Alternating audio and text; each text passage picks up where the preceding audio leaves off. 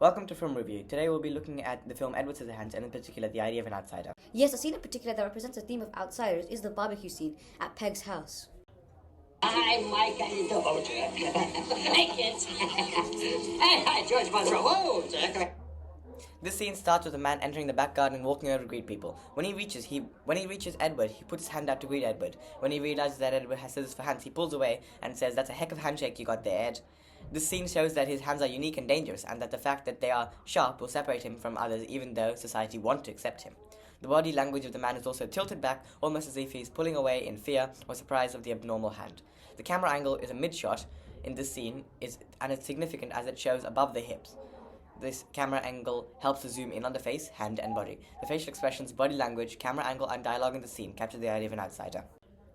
Do you want something to eat? Are you hungry? Yeah? You want a crack? The next scene in the barbecue is when Peg approaches Edward to ask him if he wants food. The pitch of her voice in the scene is very high. It makes Edward seem like an outsider. Peg talks as if she is talking to a child who cannot understand English. As she is talking slowly. This shows that even though she is one that rescued Edward and cares most of him, still thinks Edward is stupid and cannot communicate. All because he looks different. Her voice expression in this scene shows the idea of an outsider. Different. Oh, completely different. No kidding. He's so mysterious. Do you imagine those hands are hot or cold? And just think. Next, we can see the ladies talking about Edward and how he's different. But this is not how they act. In front of Edward, everyone is loving him, but behind his back they question his normality and how his hands are hot or cold. They see him as a tool, and not as a normal person with emotions. The position of the characters is also important, as if they're standing around as if they are in a gossip group. And they have negative opinions about Edward and don't care for his feelings. Therefore, the positioning of the characters depicts an aspect of normal people, which in turn shows the concept of an outsider. Now, we'd like to invite you to our card game Friday night. Would you like that? Only thing is, you can't cut. After the neighbors talk behind his back, we see the male neighbors approach him and invite him to a card game. We can see from their tone and their laughter that they simply want him to be there as a novelty, not as a friend. This further proved that, as they say, remember, you're not allowed to cut.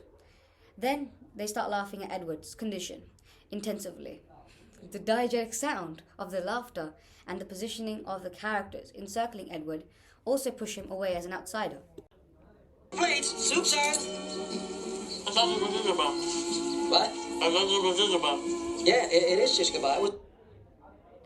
In this scene we can see Peg's husband making a saying about coming to get your soup, which seems to be a common phrase in 1990s garden parties. In this scene we can see that Edward is confused and does not understand this phrase. We can also see that Edward is making kebabs on his hands, which is an odd thing to do for normal people, even though Edward's hands are scissors, and it's more normal to use a skewer. The setting and the props of this scene show that Edwards is portrayed as an outsider. Should the man rise when he accepts his cup of tea? May lump sugar be taken with the fingers? No. Is it good form to accept a second cup?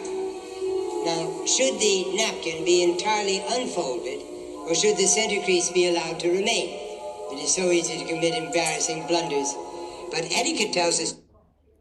The last scene we look at today is the pan shot of Edward's mansion, when we see the dark and odd items, for example, empty cages and thick, dirty books.